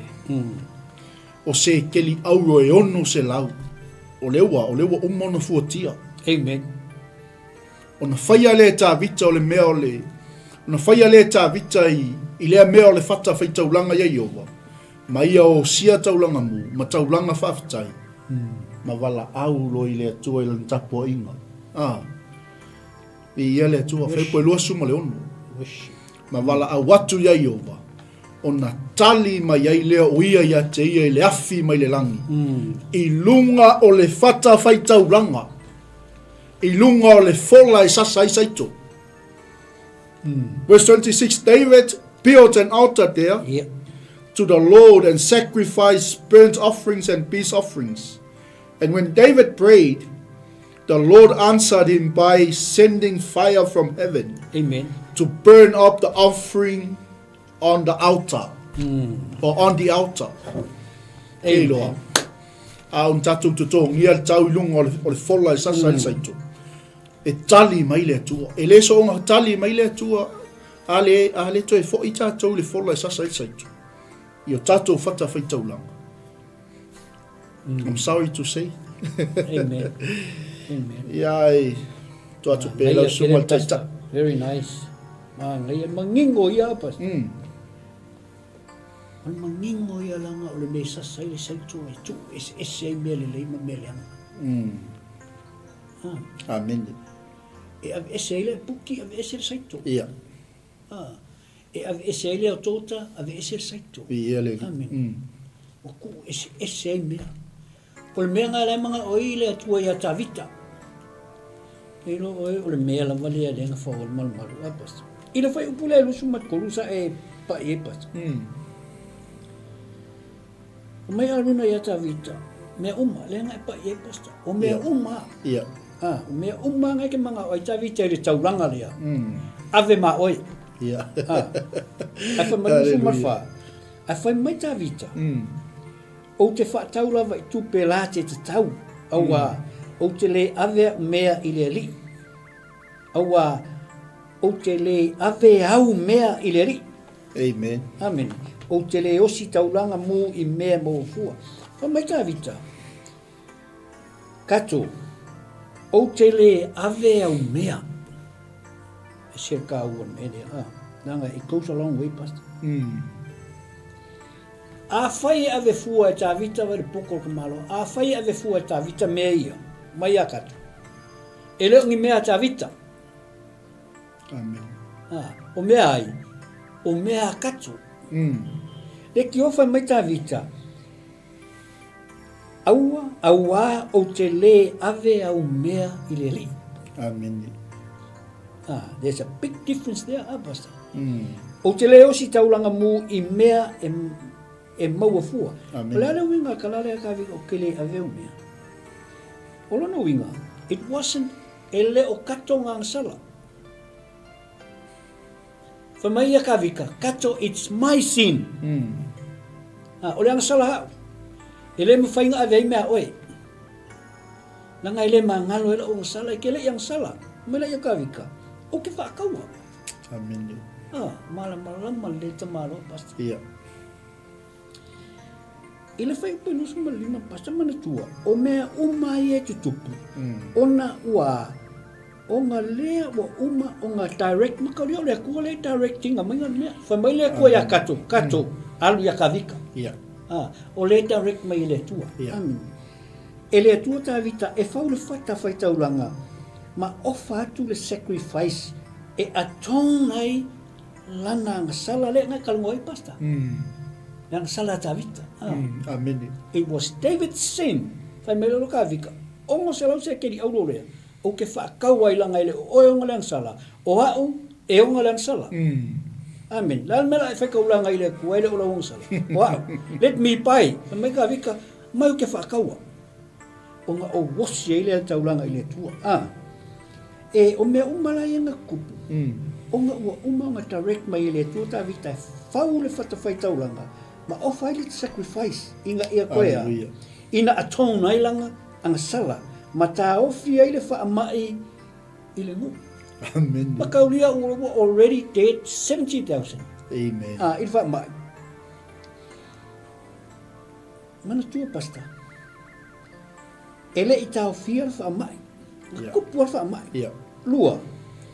E mo ina tā ofi le whasi le angelu. Ai le I sulua le pelu ale angelu I longa whaamuenga. Kusanga se I loa. Ma se I akula angelu malang pelu. It never went into the whaamuenga. Langa lefa mai tuspa ia pasta. Moni whamaun. Ile whai upula le lusu malima. Onga whaatau le tā vita o le whangua. Mai ia ai a runa. I se keri onga se lau. O le landlord le li lea. O le sa UPC. Makauria. O le sa UPC ai sea makauria fo inga ua o isala elu I kongo. E o aku le ngongofu ai sa UPC. Il kai mila I kongo Uisalema. E aku lai ngofo ai. E ka umai ai, o land owner lea. O le kangaka ingai sa yupise. E mo ima wha maong. O le reason lai rik mga oi ka vika. Langa, lan mela a vei fuau mea o ule ngang sala. O maia, mea kumu wha kau ia kau oila kua uranga. Ma wha ta vita. Ile atonement. I le isi mea, o lai mga au ka vika, se i wha mangalo ele tua la ngang sala. Ia whai le taulanga, e worshipa i le tua. Amen. Amen. E maila ia ore, ka vika. Lena e ka ua hoi pasta. O te le osi taulanga mo i mea e maua. Hallelujah. E aka wha defining angele mele. Nanga e kele ka ko wha pea. Pasta. E mga oi mea fua. E osi e li taulanga. Mga oi mea. O ka ko. Kele si o tato. Tato vai vainga le. Kele o kaimi pasta. Maua fua. A fe mea ave iei. E ke laku e kulai mai ei sesi mea. Le winga la tala. E ka oi ai mau fua. E lea o ngā mea ngā mo oi. E le accountable po oi mea ngā. Aisia, nanga e le. Ngā fa me ka vika. O ke le whai taulanga i le atua i mea maua fua. Ke oka ki manga oi mea mau fua. Work for it. Ngā lue mo mea. Sau fo i le tau i ea. E sumali. Amen. I whai upula le lusu mle o ngā pasta le ngā e pai fo i ai. Whai ka vika le whai taulanga. Osi le taulanga mu. Taulanga whaftai. Then he called. I le atua. O na tali mai lea o ia i a te ia. I le afi mai le langi i lunga o le whata whai taulanga. Saua le afi consume le taulanga tawita. It consumed. Ua wha confirme le tua. Ua o wha alongo i lautangi. Amen. Ua talia. Wa lia le finangalo le tua. A whamain whai upolusu mal fitu. Straight away ang wa umalusu maleonu. Whamain lusu mal fitu. Ona whetalai ane lea o le lii i le angel. Ia sulu ia lau. Ia sulu ai lea o lana pelu i lona whamoenga. Whamai, ona ia sulu ai lea o lana pelu i lona whamoenga. O kua le whai upo es fulu male. Lenga whai lea kua i le angelu. Ka ofi lau lima. Ai wa umana totongi le taulanga. Le wa kokongi, le wa whailoa le sau le afi mai le langi. Consume le taulanga atavita. Liliwa elo le tua ile angelu whai mai. Vai, suru lau penu. Kongi lang sala. Aleng sau nya le angelu. Ale kalia ile tua le ale taulanga. E whai anga luanga le angelu. This verse, a powerful pastor. A powerful. Langa o le reminder ia i tātou. Ile finangalo e whaitua tasia. Hallelujah. Ieleli. E powerful langa e wha manatu mai ia i tātou. O le finangalo le tua. E ko akasi, e whaitua tasi lava. Amen. Ua malia le tua. Hallelujah. Whailoa mai le afi. Whamai le kua le angelu. Ia kangola ia sulu lo penu. Alo whaisau whi au whai. Lona winga ia, kua malia le tua, o le finangalo leo le tua. Lua, ua whailo mai ai lea, le mesi le nkalango e ta vita. Mesi fulo le tua, o le alofa muti vale. Na kalangoa ka vika i mea ia la aveia whasala. And he knew it. Ale confirm uma mai al whai unga o le tusi pasta. Kolu. Na whailoa mai ai i le willingness o le tua. E wha mangalo tawita. Kusa le ua whaelo mai ai ngā will le tua e wha mangalo. Ngā mga ole kua e wha mangalo tawita. Ai kasi al mea ngā rei wha mangalo ua whai le mea sao. Amen. Ka kou e wha pena. Ka kou repent. Seek forgiveness. Amen. Ka kou seek le forgiveness le tua. How? i le atua le wha le tonu. Repent i le atua. Alu i le atua wha ia i mo se. Amen. Amen. Langa le whai militus pa ia. E wha ailo mai ai le willingness o le atua. E wha amangalo oi. Pei fo i o tawita. O le pasta ki pirunga le lusu malvana. Fa mai ono le no fuanga na soli e seitu. Ua tali mai ai le atua i a tawita. O lea nga wha o ngā ina ma wha a wawai tauranga ma weshi pai tawita i le atua. Ai sea, langa ua uma o na wha tau i tawita. E rei kasi se aso mafofo i tawita. Yeah. That's how far David looked. E rei ai ka veka kaulanga le la whai. Lan meiro ai, langa wakanga wha tau. Yeah. Lau mafofo tawita, le si kaulanga, ma le si kaulanga, ma le si kaulanga. O ngā leo whawai malu son monga. Amen. Right there. O i ngā sa whawai malu o le tua e ai. Son monga. O whea. Monga moria. Sionga. Yeah. Ieleli. Monga moria. E o mai i kai miringe. Lau atua e the rock. Amen. O rana winga. O le conclusion o le tatou mta upu sa moi lau whafonga le fiafi. A whai ua e loa ua e se. Ia vave ona e alu le tua. Awalo tuli fo lele whapea e loa mai e sesi. E loa mai e sesi. But God can see you. Sila fia mai le tua le mea loa e ai. Ave ese lo roto le ti ngā lea. Aisea, langa e whainga tā e lau savarima. Wha ai loa i le tua mea uma. Amen. Tau i le tua ua e se. Amen. E le ai mas whainga tā. E iai lau whiwhilinga whai. A ia e whaia le whai masao. A e pa u lalo. Kuru. Amen. And keep forward. E iau lau choice. E le whapea ua le eisau choice. E iai lau choice. Pa u lalo. Tu ilunga. Anu ilunga. Amen. Amen. Ia manatu o tatou pokalame na Samoa i lau whafong anga ne fiafi. E whaftai i lau mafuta mai. Whaftai fo i lau awai, whaftai i e o lo comment mai i le tatou pokalame. Ia. E leo ia i maunga se le lei ma se vave ma se poto. E lea o ia fo i puata ma whaina.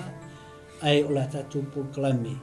O la tatou ngā luenga whai whatasi a whia comment mai fo i se mea o se ai maua.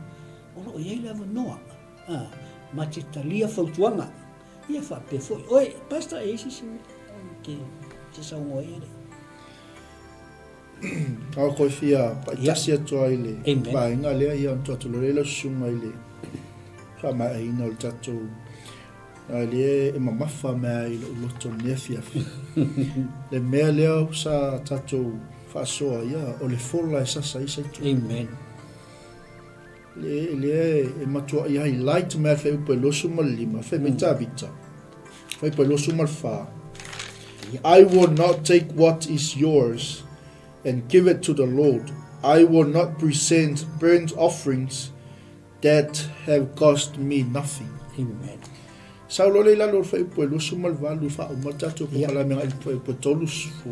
When David saw that the Lord had answered his prayer, he offered sacrifices there at Araunah's threshing floor. Amen. Ia la kai kale fa sa mo le fola e sasa i saitu. Ia po le me sasa e soli e saitu. Amen. Me lor fa upule lo sumal vale. Ua i loa e tawita. I le aso ua fa'afu fonga mai ova ia te ia. I le mea e soli e saitu. O na fai taulanga i lea o ia i le mea. Amen. Me lor fa upule lo sumal iwa. At that time, the tabernacle of the Lord and the altar of burnt offering that Moses had made in the wilderness were located at the place of worship in Gibeon. Awao le malu Yehova na faia e Mose i le vau. Ma le fata fai taulanga o le taulanga mu le alau fai tavita. Amen. ua iai ia ona pō ile mea maua lunga I ki peona. Upu lea tusu pa ia. Wha umalola mai. But David, o le māngai o le amakanga whai muli. But David was not able to go there to inquire of God because he was terrified by the drawn sword of the angel of the Lord.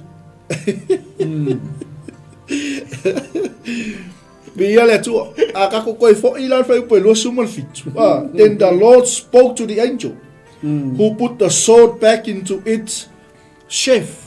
Mai wo fetalai ane leo Yehova I le angelu. O ngā koe sulu ai leo le pelu.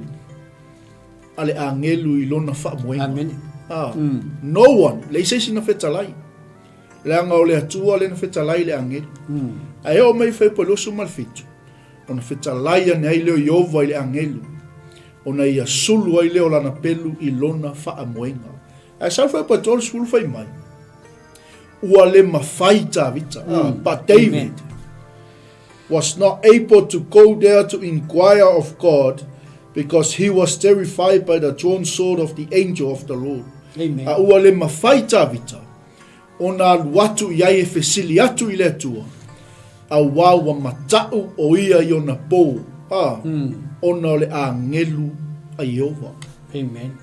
But the good news, wa koe sulu le pelu le angelu I lona whaamoenga. Amen. Ai mafua mai whea. Mafua mai I le fola e sasa isa itu. Amen. E lo sa vali le mo tātou ne fiafi. Ai fo se me mission ne fiafi. I lau whaafonga mai Samoa. We must go back to our altar. We must go back to our threshing floor. Amen. Fe me ata vita o te lefia au auna arunga I se mea maufua. Te lefia whai taulanga I loko tua I se mea maufua. Amen. Amen. I don't want anything that costs me nothing. Upuia tamaro. Ia ole ukumana ia. Wale mawhaita vita. O nā luatu ai lea o ia efe. Wale mawhaita vita. Ia luatu ai fesili le tua. A wawa matau o ia. Matau lea. Le pelu o le angelu. Ia uko e sulu I rona whaamoenga. Amen. Ona Yesu. Amen. Malanga whaaloa. Ia. Salo tātou pokalame le Samoa. Whaftaile mafuta mai. Whaftaile whatasi mai. Tātou pokalame. Ia. Natu foi olo o iai se. Ai se comment. Ia mawhai a on whasau awa. Foi peo na mawhai atu le taimi o te. E le o iai se ato atoa. Ai ata pena o tangata. E te tau ana wha ato atoa le ta penanga. Onga o lea. Onga o le upu o le tua I alu. Ai sa o le whaungaina. Ai le nei tūla Samoa. Nei whasisilanga ia. Apasta. O le alofa tūnoa I le West. O le 𝚟𝚑𝚙𝚢𝚎 Great North Road. I le Baptist Church. Sauninga e amata I le sifuma le lua. Ia iso wawanoa ia. Amen. Fio atu. Maliu atu susu atu tātou whaitapo inga. Tātou mafuta imu. Ia mo whai eisi tātou kofe. Whai eisi se kofe tau mawha. Ia o ngā kako tā ape fo lea. Ai, eisi en wharinga pasta? Iei, whaftai mo le. Ai whaftai mo le wha avanoina o lo taimi whafonga mai ai. Tātou tāpua e whaatasi. Ia o wala tātou pokalame. Ia, talo I le tua tata. Ia tu lo soifua, so mātou wola I le asomafua. Ia awa fo ile si tātou mata upu o le luasifu malua. A maua so wawanoa. Ia whaitau iai. Ia o atu le aso e whai tātou pokalame. Ia awai iai fo isina mālam na maanga. E whai ngofi ai le tātou whasoa. Mai a te ima ua nei. Ia e whapea na ma whato whaatu. Ia pastor whaiska kalo wha umai. Ta mal ne fiafi. E le whai titia le nganga o le whaftai. Amen. Ono aua fionga le tua e te whamanatu. Ma toi whafangu ia te imato. Le tele ma le tāua le tua o le sona. O whi au le li e mwhai ei o na mātou toi fōi le tua. Le mea te whinangalo iai. Ne whiawhi ta mau mātou whaitau o mātou malamalama o mātou I lolo whinangalo. Amen. Na e whaia I mātou toi a watu ia te oe le taulanga o le viinga. Au mātou whai tau fo I nea fiafi le tua tau na mātou toi fausia o mātou whata whai taulanga. Mātou te whai ai taulanga mū ma taulanga whaafitai. Ina ia aua le tua ne iai ni malaia ni whetuku I lunga o mātou ainga. O mātou te talo whaatasi le nea fiafi lo mātou tua.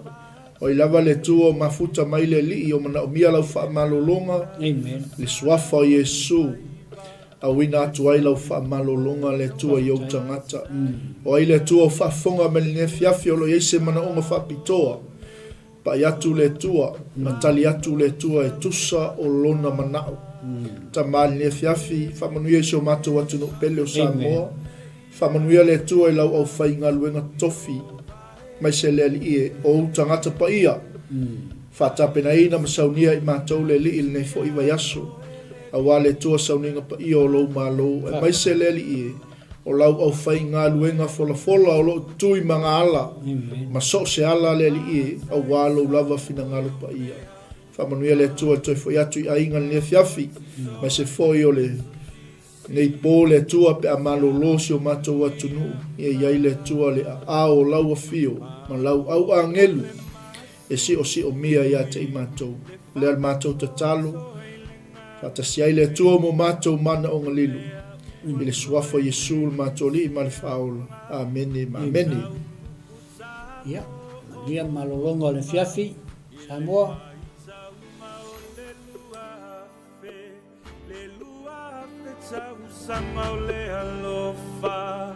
Samoa se isisia e ia le fua le sa o lo tonga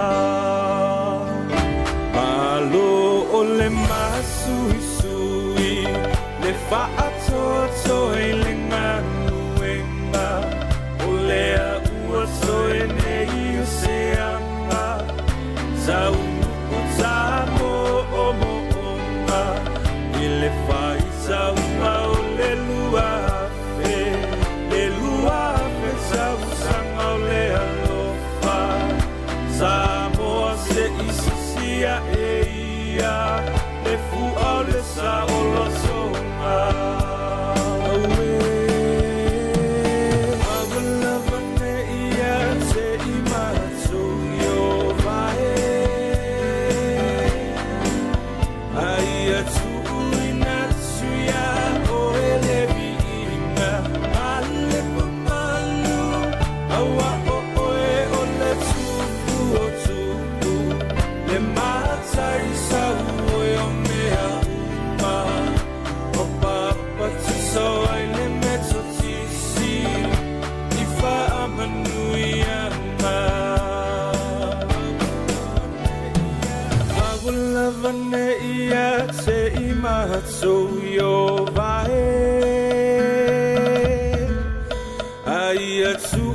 Natsuya o elevinga male malu awa o le tupu le matai sa o mea uma wapapa tiso ai le metotisi ifa amanuianga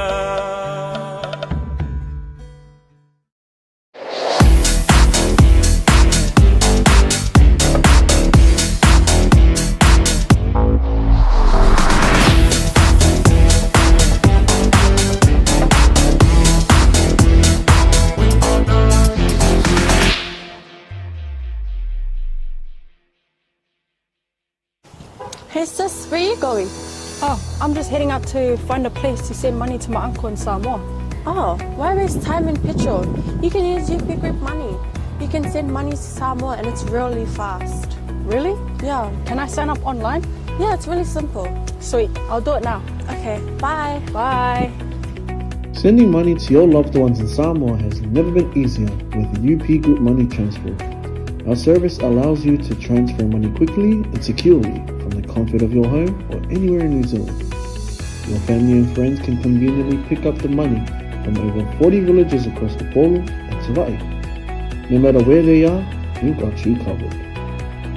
Our user-friendly online platform makes sending money a breeze. Just visit www.upgroupmoney.com. Sign up and start sending money in minutes. We're here to help. If you have any questions or need assistance with signing up or sending money, please don't hesitate to contact our friendly support team at 09558 2896 or 0800 877 328, or visit us in the office at 6/22 Station Road, Ōtahuhu, Auckland 1062. Experience the ease and reliability of UP Group Money Transfer today. Your family and friends in Samoa are just a few clicks away from receiving your support. Visit www.upgroupmoney.com now to get started.